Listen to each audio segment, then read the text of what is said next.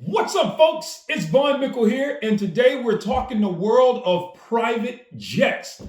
I had the opportunity to work in the private jet industry for 3 years. I'll tell you all about the people I've met, including the billionaires and the celebrities. I'll tell you some of the prices it costs to play in this field, and most importantly, I'll tell you about some of the profits I made turning lemon into lemonade. With that being said, let's get started.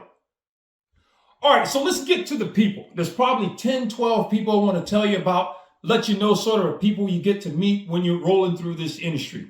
First guy I want to talk about, this guy right here, Elon Musk. Now remember, I was in the jet business from 2013 to 2016. So the current Musk that you're getting, all the, the popularity he's being sided with President Trump or President-elect Trump, and all the things he's doing now with SpaceX and, what he's doing out in Las Vegas with the transportation system. He wasn't doing those things then. At that point, he was out of the PayPal mafia. Tesla was a legitimate car company at this point.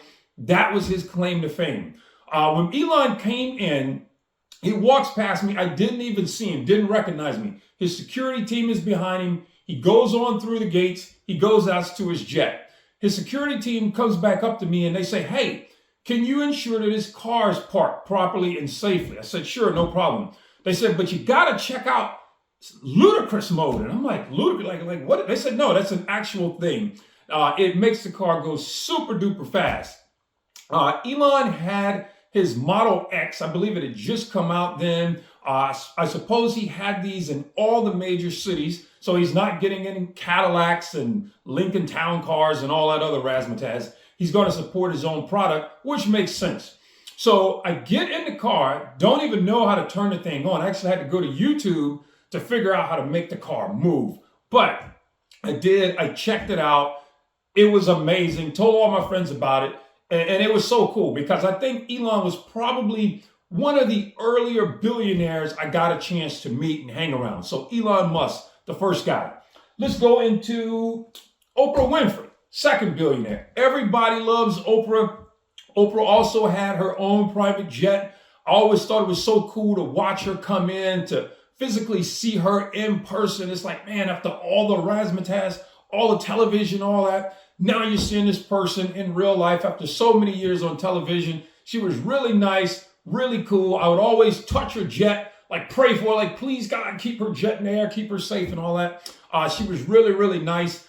Did get a chance to go on her jet, see what all the insides are like. That was really cool. So Oprah Winfrey. Who else we got? Magic Johnson. Oh my gosh, Magic Johnson. Magic, if you're ever watching this, or your brother Larry, if you ever watch this, or your son EJ for that matter, let me tell you folks, Magic Johnson is a class act. That guy that you see on television, he's that guy in real life. So nice. When I first met Magic, let me tell you, I wasn't particularly happy with him. Not that I didn't like him. I love the guy, but I wanted to get in on learning about commercial real estate. This is before I started getting involved with buying shopping centers and all that. I knew that Magic was a part of a local shopping center in the Washington, D.C. region. He had the Magic Johnson Theaters. I wrote his team a letter saying, "Hey, listen, I'll fly to California on my own dime. I just want to meet with you for 5-10 minutes. Tell me what to do to get into the commercial game." I got like a rejection letter. "Hey, Magic doesn't want to meet with you, but did you know all the wonderful things Magic is doing?" And I'm like, look, I don't want to hear this crap. I want to learn the game for myself. So when he came through and I didn't expect it, I saw his jet land. He's also a guy that owns his own Gulfstream before he became a billionaire. Again, this is 2013. Magic comes in, I turn to him and I let him have it. But get this. He stopped. The guy stopped. He turned to me. He looked in my eyes and he let me go on and on and on. Didn't interrupt, nothing. After I was finished, he said, "You finished?" I said, "Yeah." He said, "You good now?" I'm like, "Yeah." He's like, "All right, cool." And he walks off. And I was like, man, I didn't know how he was going to respond. So he goes off. The next time he comes back in, again, he stops. But this time we have a brief conversation, brief chat. Again, nothing major. The guy, he has places to go, things to do. I'm not going to hold him. But every time Magic came in, he would stop. He knew my first name. It was on a name tag. He said Anthony. He was like, yo, Ant, what up? He would dap me up in that common brother style, reach over the counter to hug me. I got a chance to meet his brother. I got a chance to meet his wife. He traveled with a lot of A-list celebrities, Samuel Jackson and those types of folks. He's a class act. Let me tell you, the guys that are working in the private jet industry, again, after those jets, they get off, the people that are picking up their bags, they're not making a lot of money. But a guy like Magic, who is very, very wealthy, would pull out a roll of money and he would start tipping these guys right on the spot. I mean, he was an absolute class act. You know, you're not supposed to take pictures with these folks and these types of things. But Magic, let me tell you, he's a stand-up guy. So Magic, if you ever see this, congratulations to you. I will say this. I tried to get you an honorary degree from my institution, my undergraduate institution. And Larry and I were supposed to hook that up, but I didn't hear back from Larry. So Larry, if you're watching this, you blew an opportunity, man. Magic could have had another degree and perhaps another Sodexo contract. But, well, you know, whatever. He's doing just fine. You're doing just fine. So Magic Johnson, he's another one.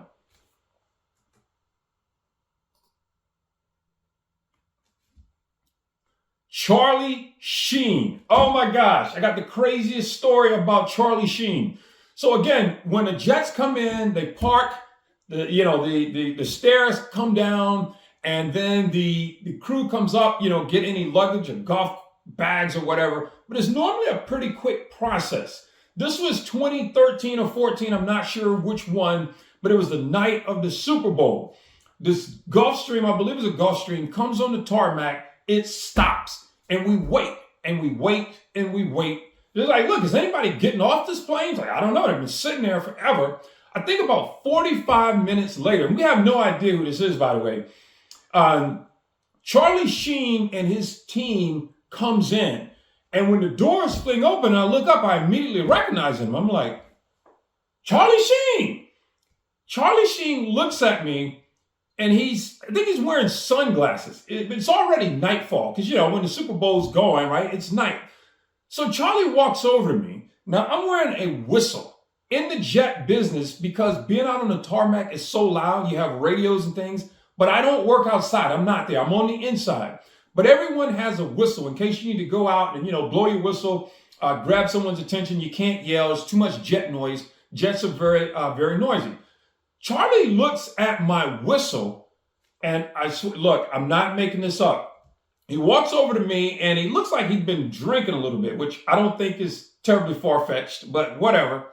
He walks up to me, and he points at the whistle, and he's like, I want that. And I'm like this?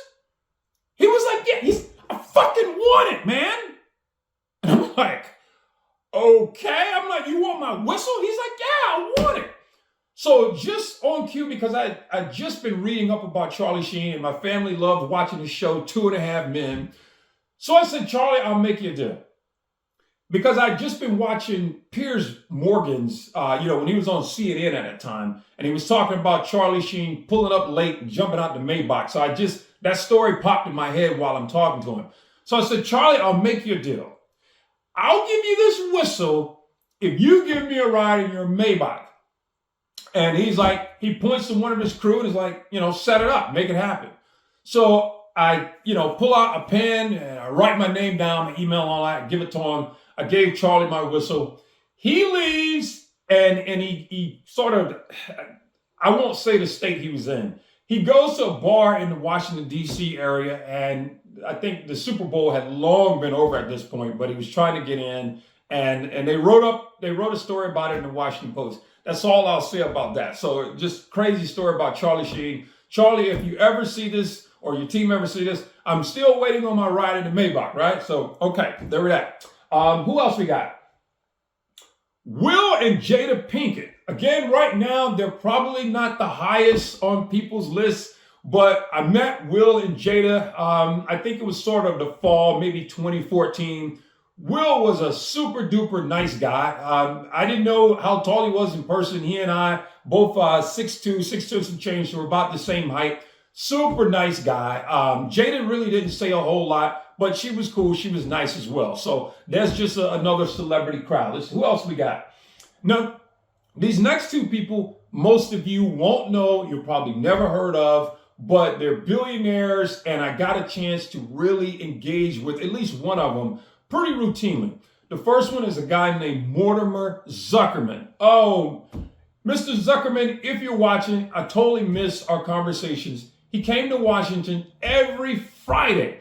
And when he came in, he would shake everybody's hand. And so I started having chats with him. And a lot of times people are intimidated by that, uber successful crowd. Not me. I'm just sort of over it. But when he would come in, everyone would be so scared to talk to him. But I have to admit, it was a rush for me. I would get so excited watching his jet land. One day even I asked him to come down on his helicopter. He had a helicopter in addition to his big Gulfstream. He came down on that. I totally spazzed. I should have asked him, if I could, go see the helicopter, take a ride, something. I don't know. I let that get past me.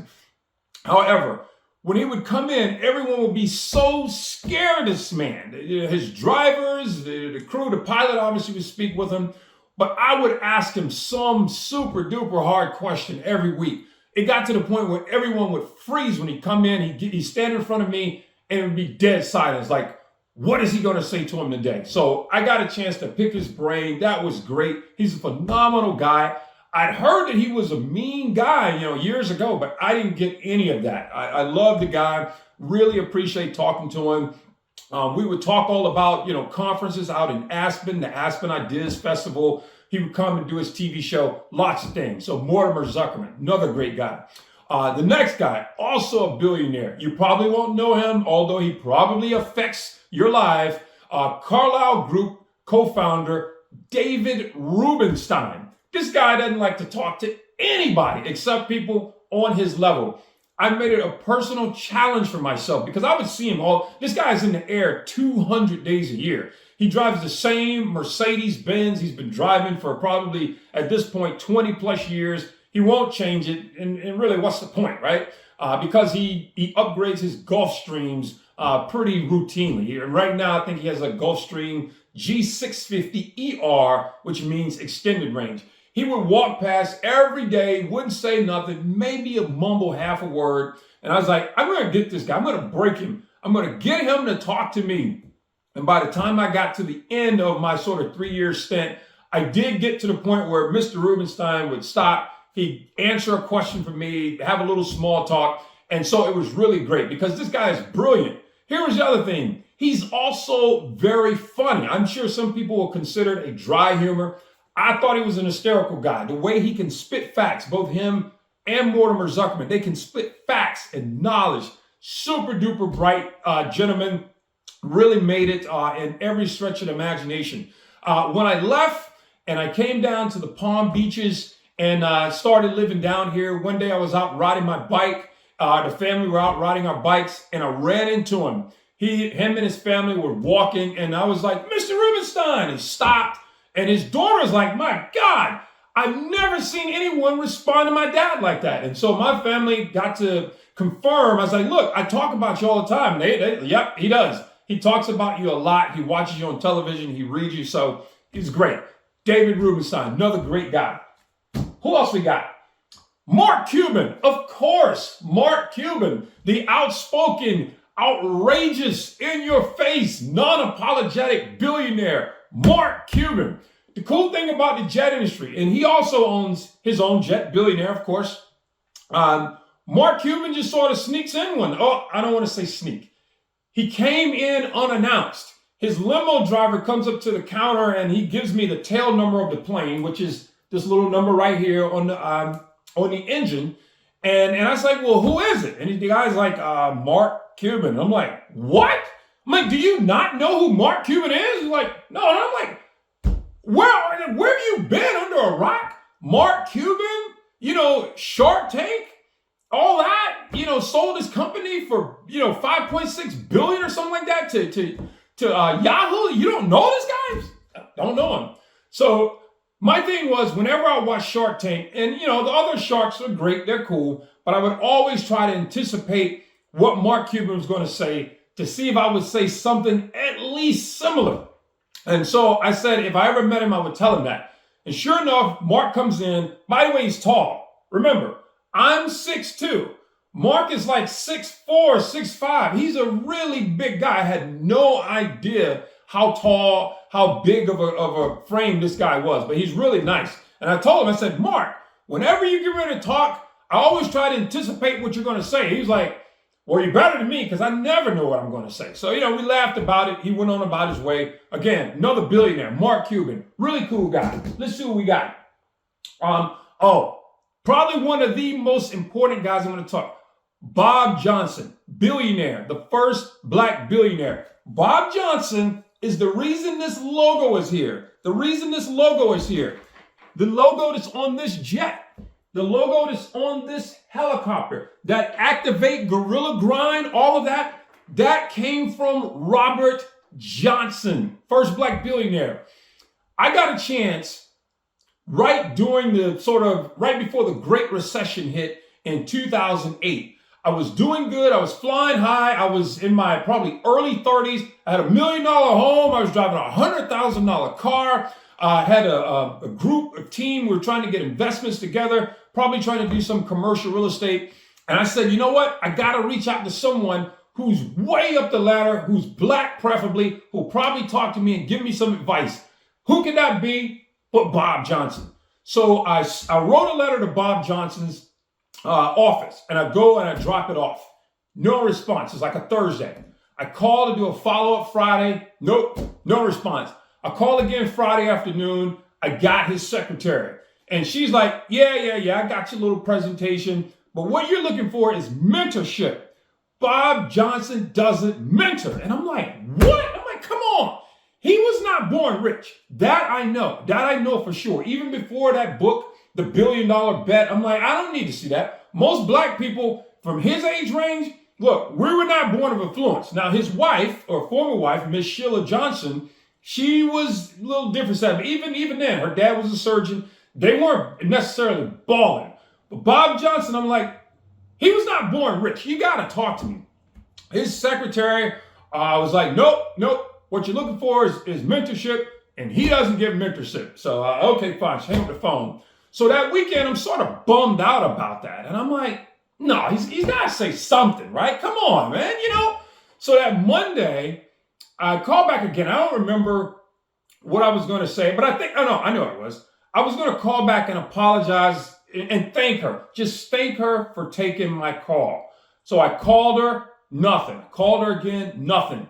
So that Monday afternoon, I was like, okay, I'm just going to try to leave her a voicemail. I think she should probably be gone home now. I just want her voicemail and that's it. So I called the office like 5:45 or something. I don't know, maybe 6 o'clock.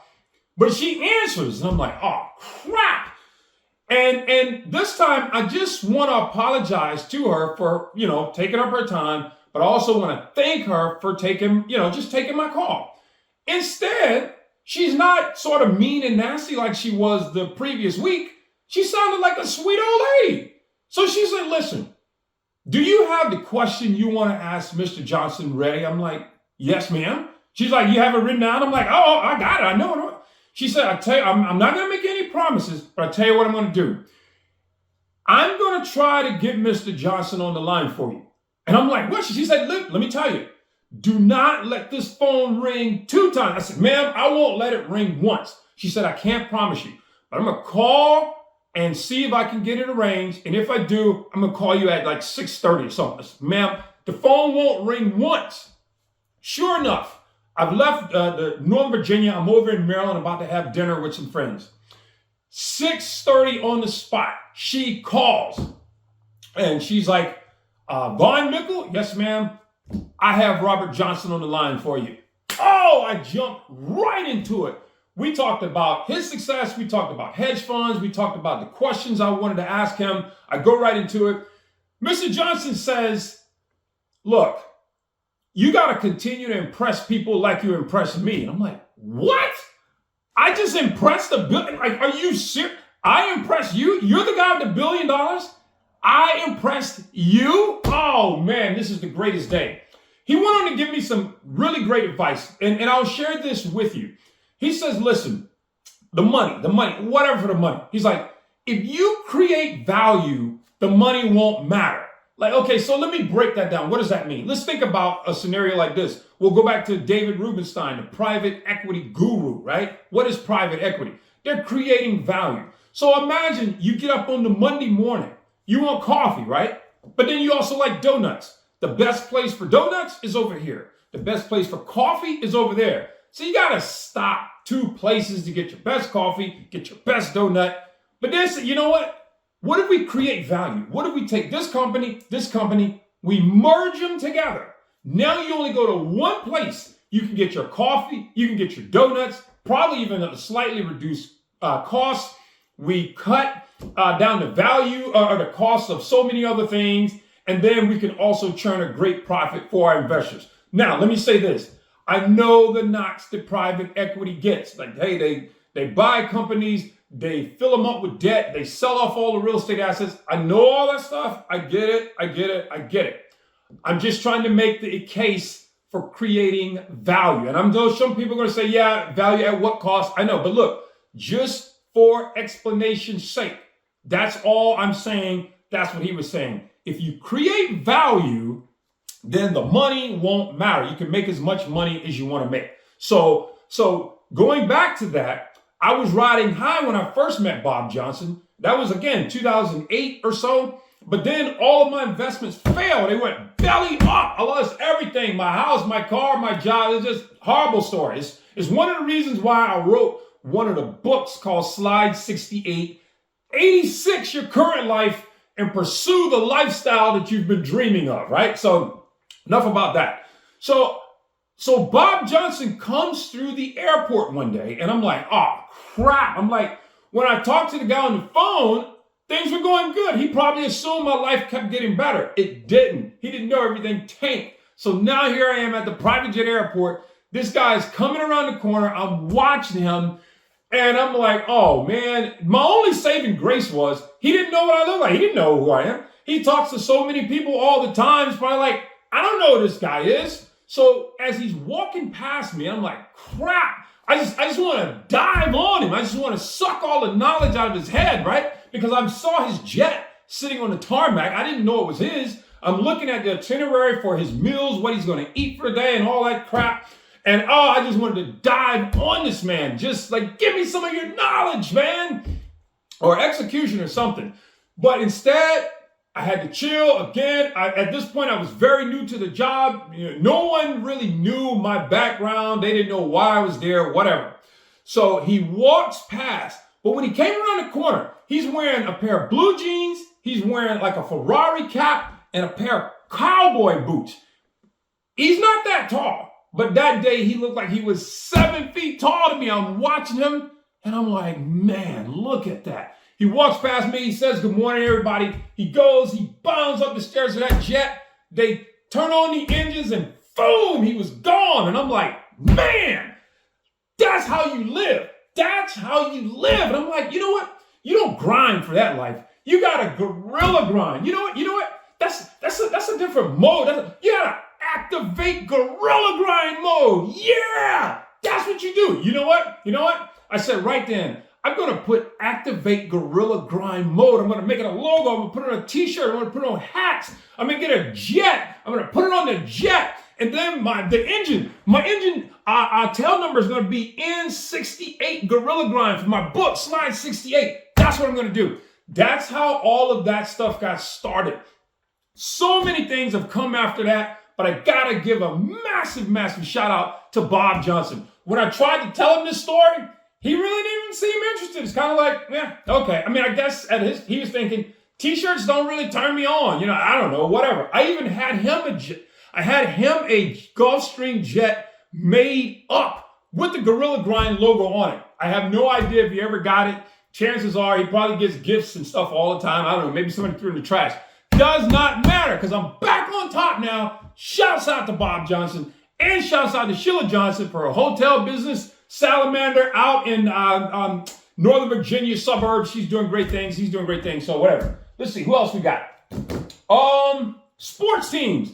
All of your favorite sports teams, your favorite sports players. if they came through the Washington, D.C. area, chances are my crew, my team took care of their flight. We saw the players, we met them. I didn't really mess with sports teams much. I'm not a huge sports fan, but all those guys, I saw them. The NBA league, if you're watching, the NBA teams, the players get on there. It's some pretty crazy stuff that goes on those planes. That's all I'll say. So to the young NBA guys and the veterans from LeBron James all the way back to Bronny James, yeah, y'all have a very interesting culture on those team jets. That's all I'll say. I'll leave that there. So those are just some of the people you meet along the way in the private jet industry. Lots of fun. Let's go to the next subject matter, which is profits. All right, let's talk profits. Turning lemons into lemonade. As I said, I was doing really good in life. Things were going good, and then they went bad. It happens. It's life. So if you're going through something bad, just keep going. There's another side. You'll be fine. So when I lost everything and I said I had to start all over, I said, how would you like your life to be when you get back on the other side? You want a private jet life. That's what you want. That's what everybody wants. So I get into the private jet industry and I find out they don't pay squat. The people that travel on these things, they have all the money. The people who work for them, prepping the planes and all that crap, they don't make anything. So I'm like, how are you going to make any money in this business? And here's what I found. As I started seeing all the really, really rich people come through, I said, I'm going to start zeroing in on what do these people do? How do they do it? How can I be a part of it? And here's the thing. When you really make it to that level, chances are you've gotten really, really good at something. So nobody's going to come along and just duplicate that. I mean, you can make money in any field doing anything if you do it long enough and get good enough at it. So I'm like, there's not going to be any get-rich-quick schemes. So here's what I did. When the jets started coming in and I started realizing who was getting off, I started to see if the company they own, and normally it's a company they own or they're really high up in, is it publicly traded? Because if it is, and the stock is in my range, then I can buy it. Now, you're only making 30, 35 grand a year. There's lots of overtime in the jet industry because, planes, they can still be late or, delayed or weather or whatever. So there's lots of overtime opportunities. So my salary is only supposed to be like, I think 34 grand, but with overtime, you can probably make 50 grand or something like that. But that's a lot of overtime and probably a little bit unusual, but you can probably make up, whatever your salary is, you can probably add, 10, 20, maybe even 30% to it. So a lot of overtime in the jet industry. Still, I couldn't buy a lot of stocks, but I could pay attention. The first company I bought was Copart. When cars crash or whatever, and you pick apart, like you pick or I think it's you pick, you pay or something like that. But Copart was one such company. The family came in, they flew in, and one of the owners, we sat down, we had a great conversation one day, and we started talking about stock. He says, look, you got to buy the stock. It's not going to do anything now, but eventually you just hold it, it will. And I think at that time, Copart stock was probably 2013. It was under 20 bucks a share. Today, they're almost 60 bucks a share. So Copart, that was the first one. Then I had Tesla. I talked about Elon Musk. 2013, I mean, Tesla stock was under 15 bucks. Today, it's like 400. So as you can see, there's another one of those hockey sticks. So Tesla, that was another profitable situation. And remember, I was going from a very nice six-figure salary down to zero, and I stayed as darn near zero for a while, and then I got back in the jet industry, so I was 30, 35. So still grossly underemployed, but I had to put it all back together. So that's the sort of point of reference. Carlyle Group, David Rubenstein, private equity guy. Once again, in 2013, the stock was, I think it was in the 20s or something per share. I don't remember exactly, but I know it went to a high of $70-something a share. That was another profitable venture for me. Everybody always wants to tell you all the good stocks, but we have some duds, some golden, rotten eggs. I'm not going to call this a rotten egg, but I will say Barrick Gold. That one was about 15 bucks, I think, when I bought it. It went to a high of about 65 or so, and then it went back down. So everyone wasn't a winner. However, it just goes to show you, no matter what your situation is, there's probably a silver lining somewhere. So you can profit off whatever you're doing, but you have to have a more macroeconomic thought. So with me seeing all these rich guys getting off the jet, knowing they're a part of stock options and big companies, I said, hey, the very least I can do is learn that. Now, there's one more I will mention. I almost don't want to mention it because of what they're going through right now. United Healthcare. Yeah, that one. I remember I used to see the CEO of United Healthcare at that time, and obviously we know what happened with the current CEO. Our thoughts and prayers are with the family in spite of, I know people don't have good thoughts of United Healthcare right now and probably could care less about the CEO, but you got to remember, that's still somebody's dad. That's somebody's husband, ex-husband. His parents are probably still living. So I get the kid in Baltimore who also comes from affluence. I don't really know totally why he did it, but unfortunately, it's a lost life. Okay, so we got to say that. Still, United Healthcare, the CEO at the time, I remember him because the guy would always come in, his face balled up, me looking mean all the time. I looked up his salary. I'm like, why are you upset? Your salary looks like a stinking Powerball lottery winning. How could you possibly be mad every time you walk in the airport? He was. That's how he was all the time. For whatever reason, I don't know if he had a lot on his mind, but look, so does everybody else. But his face is balled up all the time. He never spoke to me. I never spoke to him. However, United Healthcare CEO, or United Healthcare stock, again, 2013 to now, another one of those hockey stick winners. So I hate to bring it up right now. The company's going through a lot. I've seen, websites. The first thing I did after I heard the news was went and looked up the company leadership. They've taken all the people off their websites and all the other healthcare agencies, probably for good reason. So we got to let them go with that. But anyway, that's how I was able to turn lemons into lemonade. You got to get the cash, baby, to sell these jets and these choppers and these mansions and all that. So lemonades and the lemons, profitability from the private jet industry. All right, now it's time to talk costs, the money grab. You got to pay to play, baby. If you want to ride these jets, you got to pony up the big money. Now, I was able to see what some of this stuff costs, and I'm sure some people want to know, like, how much does it really cost? Can I possibly fly on a private jet one day? Let me say this. This is not amateur hour. This stuff will sink you. It is not to be toyed with. Now, everybody doesn't own their own private jet. It's just like anything else. You can charter jets. You can get jet cards and all this type of thing. There's other ways to do it. But let me tell you, private jets are really business jets, okay? That's what this was for. It was not for the glitz and glamour of Hollywood, be seen getting off your jet, blah, blah, blah. No. Think about it like this. Imagine if you are a wealth management company, okay? So you manage rich people's money for a living.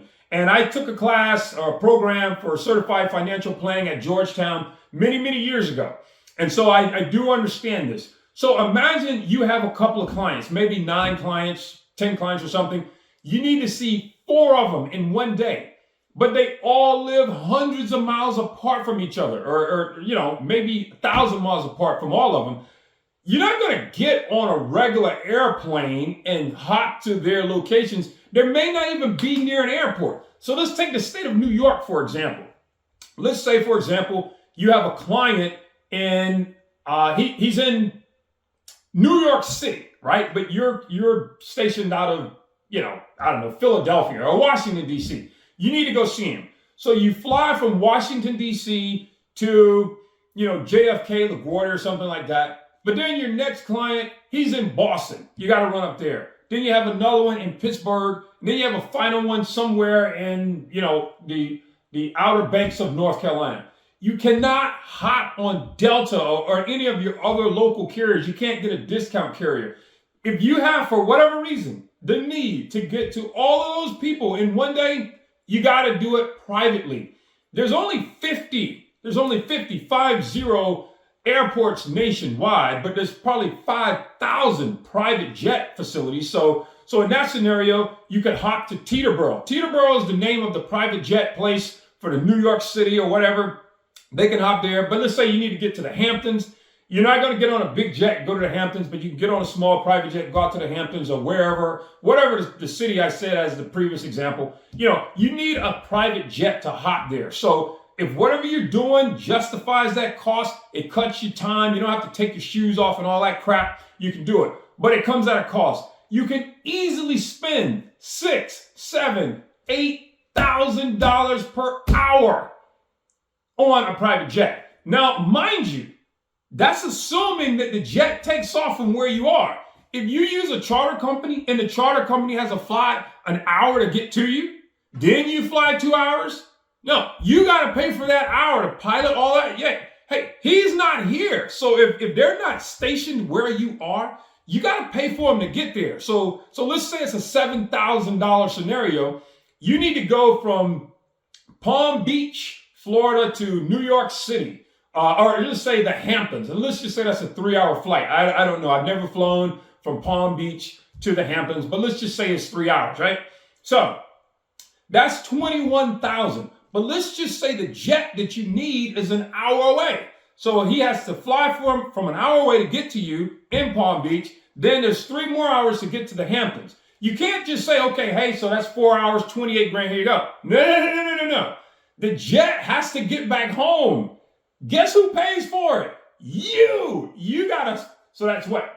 1 plus 4, that's 1 plus 3, that's 4. Then another 4, 8 times 4. $32,000 to get from Florida to New York. So as you can see, this is not amateur hour. That's just the major cost. Now, let's get into the catering. Because when you get on the regular airlines, where you got peanuts. Do they even do peanuts? I don't know. Maybe they don't even do peanuts anymore. Whatever meals they serve is not like the private jet meal, baby. Private jet, whatever you want. Steak, lobster, caviar, lasagna, McDonald's, doesn't matter. The sky's the limit. But it comes at a cost. If you want to make money, get into private jet catering. Oh, you can charge these people whatever you want. Let me give you an example. Bottle of water. Aquafina is my favorite. Let me take a sip. Aquafina. Okay. So this guy comes in. He has a large group with him. He says, listen, I need 100 bottles of water. It's like 100 bottles. Ooh, I tell you what. Why don't you let me grab one of the cars here? Every airport has like a car. You can run errands. I said, let me grab one of the cars. I'll go to Walmart. I get you some water. He's like, no, do that. I said, you do realize if I call the caterer, he's going to charge you $9 a bottle for water. You want 100 bottles plus tax? It's $1,000, buddy. If I go to Walmart, look at this.